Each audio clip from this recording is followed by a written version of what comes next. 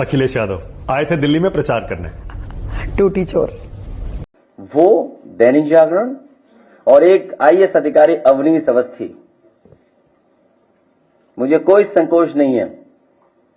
एक आईएएस अधिकारी अवनीश अवस्थी, उनके इशारे पर, मुख्यमंत्री के इशारे पर, ये जो टर्म आज मुख्यमंत्री यूज कर रही है, जो आप सवाल मेरे से पूछे हो, इस सब ने मिलकर के साजिश रची थी। और ये पीडीए परिवार के लिए कोई नई चीज नहीं है। इनको अपमानित होना ही पड़ता है। कोई ऐसा पीडीए परिवार का यहां बैठा ये नहीं कह सकता है कि समाज में कभी न कभी वो अपमानित न हुआ हो। महोदय, मंत्री जी बताएं हमें, वो खुद भी माइनॉरिटी हैं, भगवान बुद्ध के रास्ते पे चलते हैं। भगवान बुद्ध का रास्ता दूसरा है। हम आपको अपना मानते हैं तब भी जब आप हमारे बहुत सारे ग्रंथों को नहीं मानते, तब भी हम आपको अपना मानते हैं। आप हमारे पुराणों को नहीं मानते हैं, आप हमारे उपनिषदों को नहीं मानते हैं, लेकिन सोचिए, हम हिंदू वो लोग हैं जो आपको स्वीकार करते हैं और गले लगा करके चलते हैं। अखिलेश यादव ने संसद में बौद्धों का आखिर क्यों किया अपमान? दिल्ली के मुख्यमंत्री ने अखिलेश यादव को आखिर क्यों कहा टोटी चोर? जी हाँ दोस्तों, आपने बिल्कुल सही सुना। मैं हूं पराग महेंद्र, आप देख रहे हैं नेशनल चौपाल। जिस तरीके से हाल ही में एक वीडियो सोशल मीडिया पर इस वक्त सबसे ज्यादा वायरल है, न्यूज 24 के इंटरव्यू के दौरान जब दिल्ली के मुख्यमंत्री को अखिलेश यादव को लेकर पूछा गया कि आप अखिलेश यादव को कौन सा ऐसा टाइटल देना चाहेंगे, किस तरीके से, किस नजरिए से आप अखिलेश यादव को देखते हैं, तो किसी भी तरीके से एक सेकंड का भी संकोच न करते हुए रेखा गुप्ता दिल्ली के मुख्यमंत्री अखिलेश यादव को टोटी चोर कहती है। और इसके साथ साथ इस मसले पर हम देखेंगे कि अखिलेश यादव ने भी अपनी प्रतिक्रिया साझा की। अखिलेश यादव का यह कहना है कि पीडीए मतलब पिछड़ा दलित अल्पसंख्यक के तमाम जाति समुदाय से आने वाले जो लोग हैं, इसमें से ऐसा कोई एक व्यक्ति नहीं होगा, ऐसी कोई जाति नहीं होगी जिसके इस देश के तमाम सवर्णों ने उनका अपमान नहीं किया। इस पूरे के पूरे मसले पर वरिष्ठ पत्रकार समर राज, इनके जरिए अपनी प्रतिक्रिया साझा की गई है। क्या कुछ कहा गया है, पूरा मुद्दा आपको गंभीरता से समझाते हैं, विस्तार से आपके साथ रूबरू करते हैं कि आखिर अखिलेश यादव ने जो बात कही है, इसके साथ साथ अखिलेश यादव के साथ साथ जो दिल्ली की मुख्यमंत्री रेखा गुप्ता ने जो कहा है, उन तमाम दोनों बातों में कितनी क्या कुछ सच्चाई है। समर राज, इनका यह कहना है कि भरी संसद में अखिलेश यादव बौद्धों को औकात दिखाते हुए बोले, तुम हमारे हिंदू धर्म ग्रंथों का सम्मान नहीं करते हो, फिर भी हम हिंदू तुम्हें गले लगाते हैं। ये बात उस मसले को लेकर माध्यम से बताने की, समझाने की कोशिश अखिलेश यादव कर रहे थे, जहां पर किरण रिजिजू के जरिए पूरा मसला समझाया गया है कि आखिर वक्फ बोर्ड का बिल किस तरीके से होगा, क्या कुछ उसका भविष्य होगा। जब ये तमाम चीजें प्रस्ताव रखा जा रहा था और उसके बाद जब जवाब देने की बारी अखिलेश यादव की आती है, तो किरण रिजिजू को टारगेट करते हुए अखिलेश यादव इस तरीके की बातें कहते हैं कि जो बौद्ध है वो पुराणों को नहीं मानते, वेदों को नहीं मानते, शास्त्रों को नहीं मानते, उसके बावजूद भी हम हिंदू होने के बावजूद आपको अपने गले से लगाते हैं। इस मसले पर साफ तौर पर समर राज ये कह रहे हैं कि भरी संसद में अगर अखिलेश यादव बौद्धों को औकात दिखाते हुए बोलते हैं कि तुम हमारे हिंदू धर्म ग्रंथों का सम्मान नहीं करते, तो फिर हम हिंदू तुम्हें फिर भी हम हिंदू तुम्हें गले लगाते हैं, तो बताओ भला, योगी मोदी से बढ़कर उन्होंने हिंदू कार्ड खेला, फिर भी रेखा गुप्ता, मानक गुप्ता, अवनीश अवस्थी और योगी आदित्यनाथ उनका अपमान कर रहे हैं। खुद अखिलेश यादव बता रहे हैं कि पीडीए बहुजन समाज के से आता है और इसीलिए ऐसा किया जा रहा है। तो अखिलेश यादव का बयान समय के आधार पर कैसे बदलता हुआ दिखाई देता है। कभी अपने आप को वो शूद्र कहते हैं, कभी अपने आप को वो हिंदू बताते हैं, कभी रामायण को जलाने की बात करते हैं। अनेकों तरह के बयानबाजी अखिलेश यादव की, जैसे चुनाव नजदीक आता है, जिस तरीके से देश के अंदर माहौल होता है, उस मुताबिक अखिलेश यादव की बयानबाजी हमेशा से बदलते भी नजर आती है।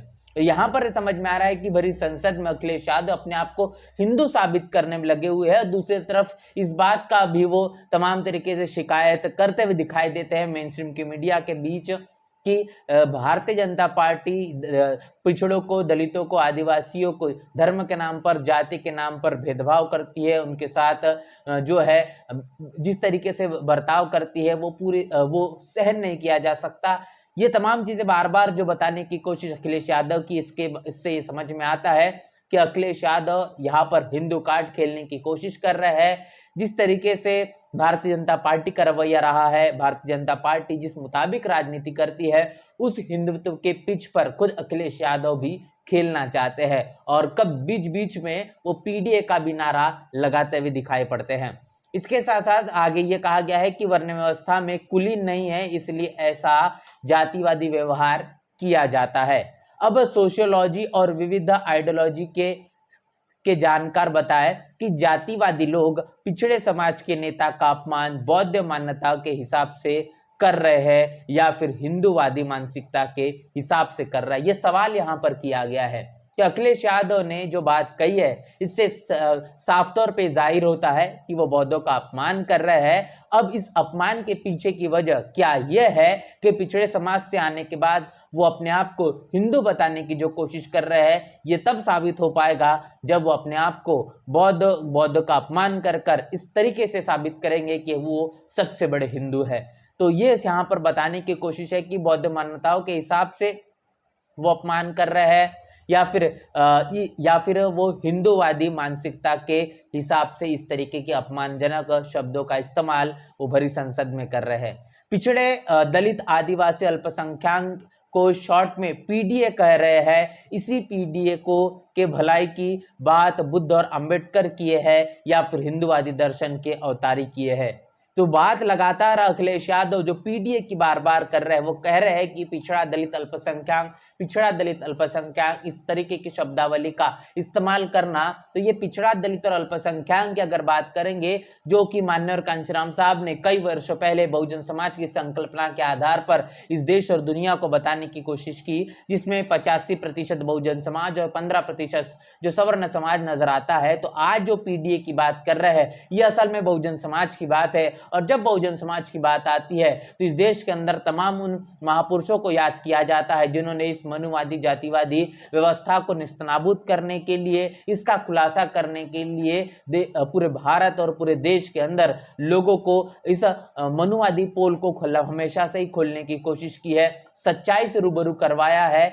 अब जिस तरीके से पीडीए की बात अखिलेश यादव कर रहे हैं, तो पीडीए की बात करने के साथ साथ क्या वो इस बात को जाहिर करना चाहते हैं कि वो हिंदूवादी विचारधारा से, मनुवादी विचारधारा से ये पीडीए निकला है या फिर बहुजनवादी विचारधारा से निकला है।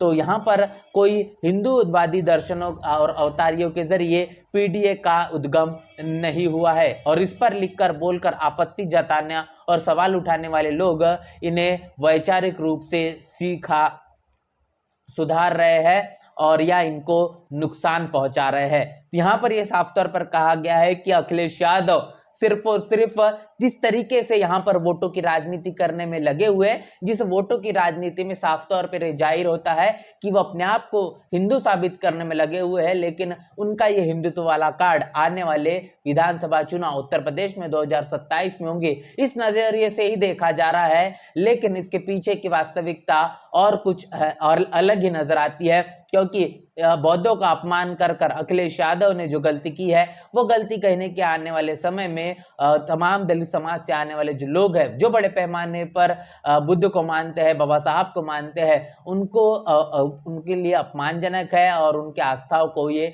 ठेस पहुंचाने वाला है। तो इस तरीके की शब्दावली का इस्तेमाल कर अखिलेश यादव ने बताया है कि भले वो कितने भी पीडीए की बात कर दे, कितने भी बहुजन समाज की बात कर दे, लेकिन उनके मन मस्तिष्क में मनुवादी जातिवादी सोच हमेशा से ही पनपती है और उसी प्रकार उनके जबान से वो तमाम शब्द निकलते हैं। इस पूरे के पूरे मसले को लेकर जो बातें समरराज के जरिए साझा की गई है, जो बहुजन समाज के वरिष्ठ पत्रकार है, तमाम मसले को लेकर आपकी क्या राय है, प्रतिक्रिया क्या है, लिखकर कमेंट बॉक्स में जरूर बताया। बने रहे नेशनल चौपाल के साथ, मिलते हैं वीडियो में, तब तक जय भीम जय भारत।